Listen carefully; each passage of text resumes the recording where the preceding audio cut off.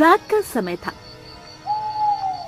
भीमा अकेले जंगल के रास्ते से होता हुआ सुंदर नगर राज्य जा रहा था। तभी उसकी नजर नीम के एक प्राचीन पेड़ पर पड़ी, जिसकी शाखाएं जमीन पर लटक रही थी। भीमा अपने आप से बोला, चलते चलते मेरे तो पैर जवाब दे गए। क्यों ना इस घने नीम के वृक्ष के नीचे थोड़ा आराम कर लिया जाए।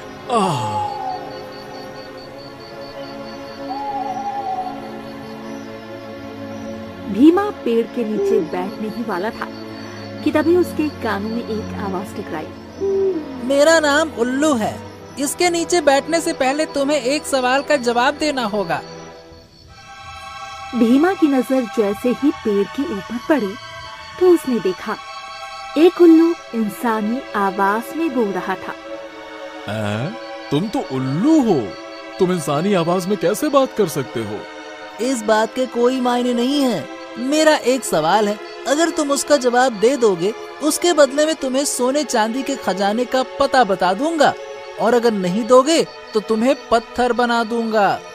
भीमा उल्लू की बात सुनकर डर गया। जैसे ही वो भागने को हुआ, वो अपनी जगह से हिल भी नहीं सका। अब तुम यहाँ से मेरे सवाल का जवाब दिए बगैर नहीं जा सकते। भीमा अपने माथे का पसीना पोंछते हुए बोला, ठीक है, पूछो। तो फिर सुनो, सवाल ये है कि एक तरफ तुम्हें एक हीरे से भरा हुआ जंगल दिया जाए, वहीं दूसरी तरफ तुम्हें एक दूसरा जंगल दिया जाए जो अंधेरे से भरा है। तुम बताओ, कौन सा जंगल लेना पसंद करोगे? मुझे नहीं पता था कि तुम इतना आसान सा सवाल करो। अरे जाहिर सी बात है कि मैं हीरों से भरा हुआ जंगल लेना पसंद करूंगा, और क्या। भीमा की बात सुनकर अचानक उल्लू की आंखों से लाल रंग की किरणें निकली और भीमा पत्थर का बन गया।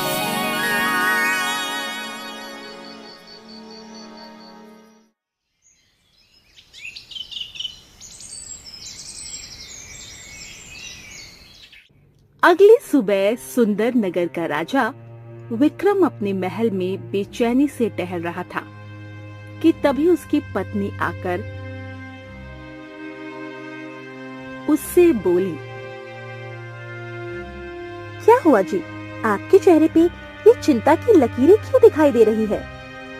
अब तुम्हें क्या बताऊं रूपवती, कल दूसरे राज्य से मेरा एक गुप्तचर कोई संदेश लेकर मेरे पास आने वाला था। वो अभी तक मेरे पास नहीं पहुंचा। तभी राजा विक्रम का मंत्री दौड़ते हुए राजा विक्रम के पास आकर बोला, महाराज, महाराज, जिस बात का डर था वही हुआ। पहेलियां मत बुझाओ मंत्री, सीधे सीधे बताओ कि आखिरकार क्या हुआ है। महाराज, हमारे गुप्तचर भीमा को कल रात हमारे राज्य के कुछ नागरिकों ने उसी रास्ते से महल की ओर आते हुए देखा था, जिस रास्ते में वही नीम का घना पेड़ पड़ता है। ये सुनकर राजा विक्रम के चेहरे पर चिंता की लकीर और दिखाई देने लगी।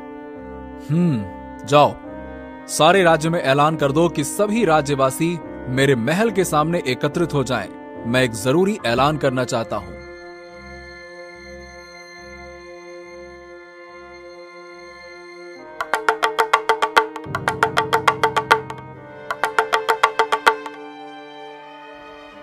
कुछ देर में सारे सुंदर नगरवासी महल के सामने एकत्रित हो गए। राजा अपने महल की छत पर सभी लोगों से खड़े होकर बोला, सुंदर नगर के वासियों, आज मैं ये ऐलान करता हूं कि तुम में से कोई भी व्यक्ति उस रास्ते से नहीं जाएगा जिस रास्ते से वो घना प्राचीन नीम का पेड़ पड़ता है।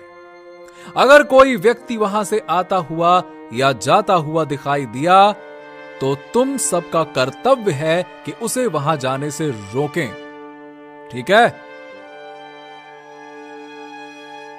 इतना कहकर राजा अपने कमरे में बेचैनी से आकर टहलने लगा कि तभी राजा की पुत्री तारा और उसका पति, जो कि दूसरे नगर का राजकुमार था, राजकुमार जयदीप राजा से बोला, उस नीम के पेड़ के बारे में तो तरह तरह की अफवाहें मैंने भी सुन रखी हैं। आखिर इसका क्या रहस्य है? कहते हैं कि उस नीम के पेड़ के ऊपर एक सुंदर सा उल्लू रहता है जो लोगों से एक अजीबो गरीब सवाल करता है और निर्दोष मासूम इंसानों को पत्थर बना देता है। अगर ऐसी बात है तो फिर मैं आपके राज्य की प्रजा को उस जादुई उल्लू से मुक्ति दिलाऊंगा। नहीं राजकुमार, ऐसी गलती से भी मत करना। अरे नहीं महाराज, मुझे मत रोको, मैं भी उस उल्लू के सवाल को सुनना चाहता हूँ।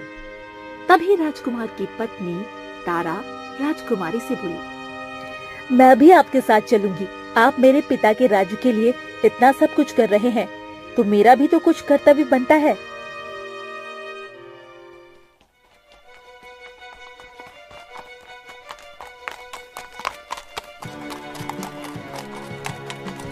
राजकुमार जयदेव अपनी पत्नी तारा को लेकर दोपहर के समय उसी प्राचीन नीम के पेड़ के पास पहुंच गया। राजकुमार ने देखा उस पेड़ के पास एक बहुत ही सुंदर सा तालाब था। तभी उस तालाब के ऊपर राजकुमार को पत्थर की मूर्तियां तैरती हुई दिखाई दी। राजकुमार अपनी पत्नी तारा से बोला, मुझे लगता है ये वही मासूम निर्दोष इंसान है जिन्हें पत्थर बना दिया गया। राजकुमार ने इतना बोला ही था कि तभी उसके कानों में उसी उल्लू की आवाज टकराई।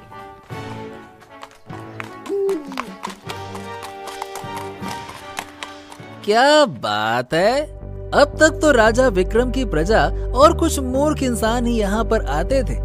आज तो महाराज का दामाद और उनकी पुत्री स्वयं यहाँ पधारे हैं। क्या बात है। मैंने सुना है कि तुम यात्रियों से एक अजीबो गरीब सवाल करते हो और पत्थर बना देते हो उन्हें। हाँ, क्योंकि वो मेरे सवाल का जवाब नहीं दे पाते। अच्छा, पूछो, क्या सवाल पूछना चाहते हो?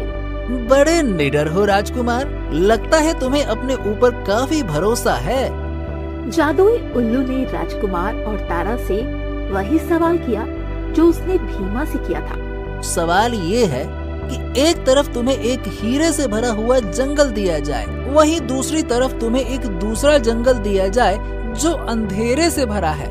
तुम बताओ कौन सा जंगल लेना पसंद करोगे?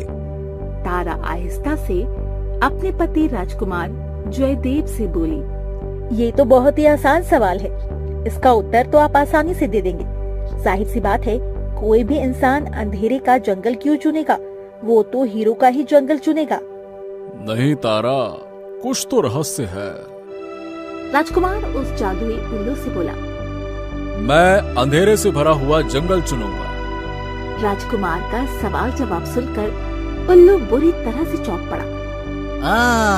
तुम पहले इंसान हो जिसने सही उत्तर दिया, लेकिन शायद तुम नहीं जानते, तुम्हें इस उत्तर के बदले में उस अंधेरे से भरे जंगल में जाना होगा और साथ ही साथ तुम्हारी पत्नी को भी।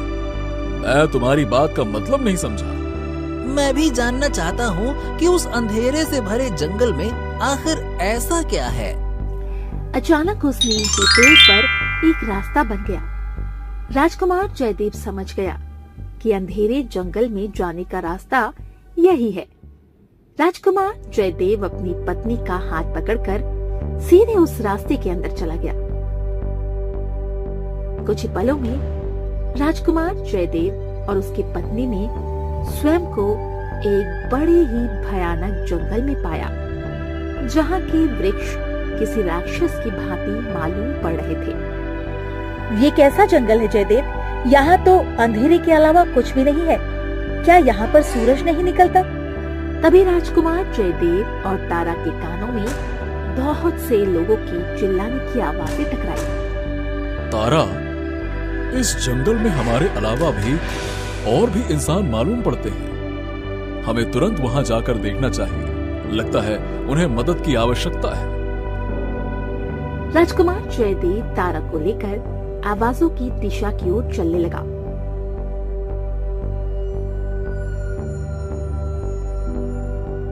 कुछ देर के बाद वो दोनों एक गुफा के बाहर खड़े हुए थे। उस गुफा के अंदर जाने वाले द्वार में बड़ी बड़ी मोटी सलाखें लगी हुई थी। उन सलाखों के अंदर गुफा में बहुत से लोग बंद थे। तभी उनमें बंद भीमा राजकुमार जयदेव की ओर देखकर चिल्लाया। ओह, आप तो राजकुमार जयदेव हैं, महाराज विक्रम के दामाद। मेरी मदद कीजिए, मुझे यहाँ से निकालिए। मैं भीमा हूँ, मुझे निकालिए। तुम तो भीमा हो जिनका महाराज आज इंतजार कर रहे थे। तुम यहाँ कैसे आए? उस जादुई उल्लू ने मुझसे सवाल पूछा और मैंने उसका उत्तर दिया। अचानक मैंने स्वयं को इस गुफा के अंदर पाया, जहाँ मेरी ही तरह और भी बहुत से इंसान बंद हैं। राजकुमार जयदेव ने अपनी तलवार से जैसे ही उन सलाखों को तोड़ने की कोशिश की, अचानक ही उनमें से बिजलियां निकलने लगी और राजकुमार जयदेव पीछे की ओर गिर गया। आप ठीक तो है? अचानक वो गुफा गायब हो गई और साथ ही साथ आवाजें भी। राजकुमार जयदेव और तारा ने अपने आप को एक सुंदर तालाब के किनारे पाया। तालाब के किनारे एक बूढ़ी औरत गुमसुम उदास बैठी हुई थी। उन दोनों को देखकर वो बूढ़ी औरत उदासी से बोली,